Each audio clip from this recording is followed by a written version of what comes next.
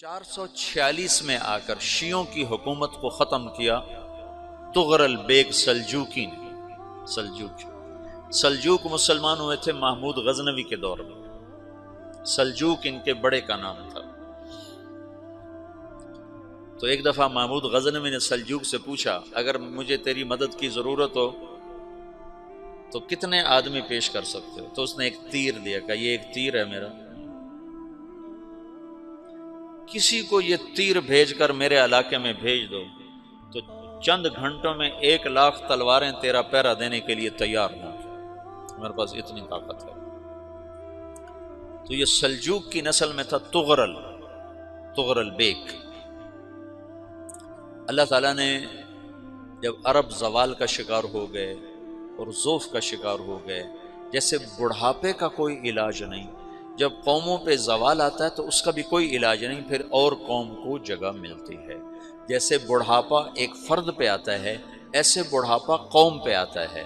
قوم کا بڑھاپا جوانی میں نہیں لوٹ سکتا، جیسے فرد کا بڑھاپا جوانی کی طرف نہیں لوٹ سکتا، قوم کا بڑھاپا جوانی کی طرف نہیں لوٹ سکتا، کوئی علاج نہیں، نئی نسل کا آنا ہی علاج ہے۔ تو عرب دھل چکے تھے، 600 سال بہت ہوتے ہیں حکومت کو، اپنی صفات گم کر چکے تھے، اب نئے خون کی ضرورت تھی۔ تغرل بیگ پہلا شخص تھا جس نے آ کر اہل سنت والجماعت کو استحکام بخشا، شیعوں کی حکومت کو ختم کیا، بغداد سے، شام سے، ان سارے علاقوں سے۔ صلاح الدین ایوبی نے اسماعیلی شیعہ کی حکومت کو ختم کیا، مصر۔ العاضد ان کا آخری خلیفہ تھا صلاح الدین ایوبی، نور الدین زنگی رحمۃ اللہ علیہ کا پروردہ تھا، اس کا دوست تھا، اس کے دوست بھی تھا، بچہ بھی تھا اس کے سامنے، زیادہ لکھنے پڑھنے کا شوق تھا۔ پھر اللہ تعالیٰ نے اس سے کام لیا اور اس کو مصر کا گورنر بنا کے بھیجا، مصر کی مدد کے لیے بھیجا۔ تو وہاں اس نے صلاح الدین ایوبی نے وہاں ختم کیا، تغرل بیگ نے یہاں ختم کیا۔ تو پھر سلجوک جو تھے نا یہ اقتدار میں آئے، ادھر ختم ہو گئی سلطنت بنو عباس کی، مصر ایک چھوٹی سی ترکوں کی سلطنت۔ تو اللہ تعالیٰ پھر مرکزیت کے لیے ایک نظام چلا ہے، دو لشکر آپس میں لڑ رہے ہیں ایک میدان میں، ایک جنگلی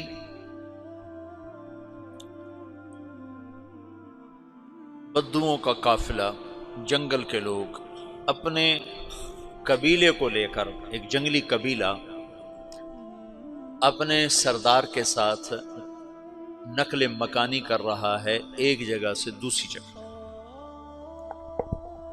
اللہ کا نظام کہ یہ لوگ چلتے چلتے چلتے اس وادی میں پہنچ گئے جہاں جنگ ہو رہی ہے، دو لشکر آپس میں لڑ رہے ہیں۔ جب یہ وہاں پہنچتے ہیں تو ایک لشکر کے قدم اکھڑ رہے ہیں اور دوسرا غالب آ رہا ہے۔ ان کو نہیں پتا شکست کھانے والے کون ہیں اور فتح پانے والے کون ہیں، ان کو نہیں پتا۔ اس جنگلی قبیلے کے سردار کا نام بھی تغرل ہے، تغرل۔ تو یہ سردار کہتا ہے جو شکست کھا رہے ہیں ان کی مدد کرو، کچھ پتہ نہیں کون ہے، کہتا جو شکست کھا رہے ہیں ان کی مدد کرو۔ تو 400 وحشی جنگلیوں نے فاتح لشکر کے پیچھے حملہ کر دیا۔ وہ تو ایک کافی ہوتا تھا، 400 دوڑ جب تلواریں پڑیں تو چند لمحوں میں نقشہ بدل گیا، بھاگنے والے جم گئے اور جمنے والے بھاگ پڑے۔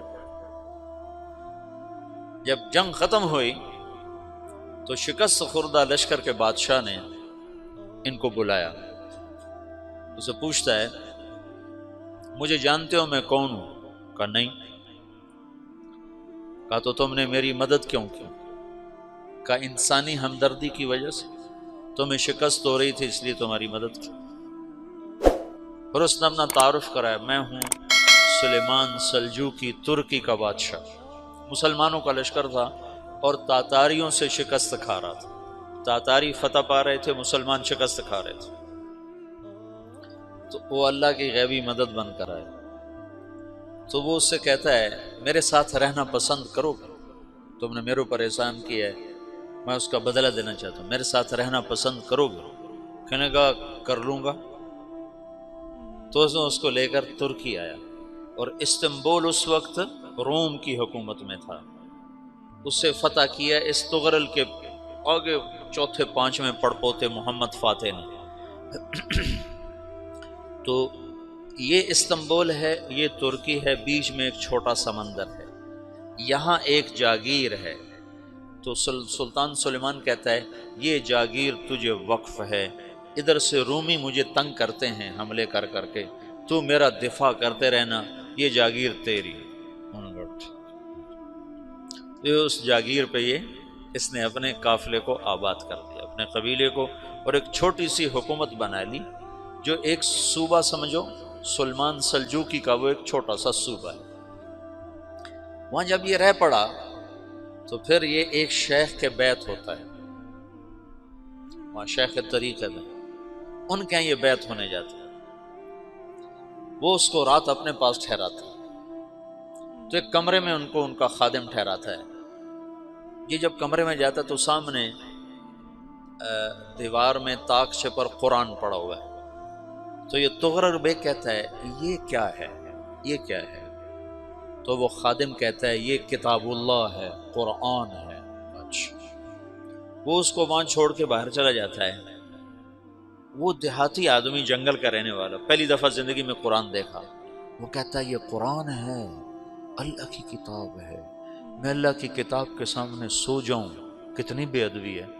تو اس نے ایسے قرآن اٹھایا اور سر پہ رکھ لیا اور کھڑا ہو گیا، ساری رات قرآن سر پہ رکھ کے کھڑا رہا۔ رات کے پچھلے پہر اس کو خواب آیا،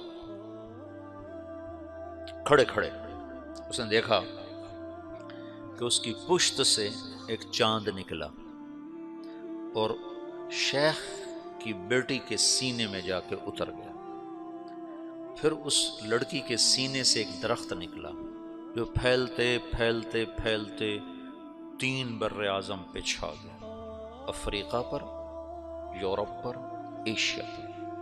پھر اس کی آنکھ کھل گئی، وہ کھڑا ہوا ہے، تو اس نے صبح یہ خواب اپنے شیخ کو سنایا، تو انہوں نے اپنی بیٹی اس کے نکاح میں دی تھی۔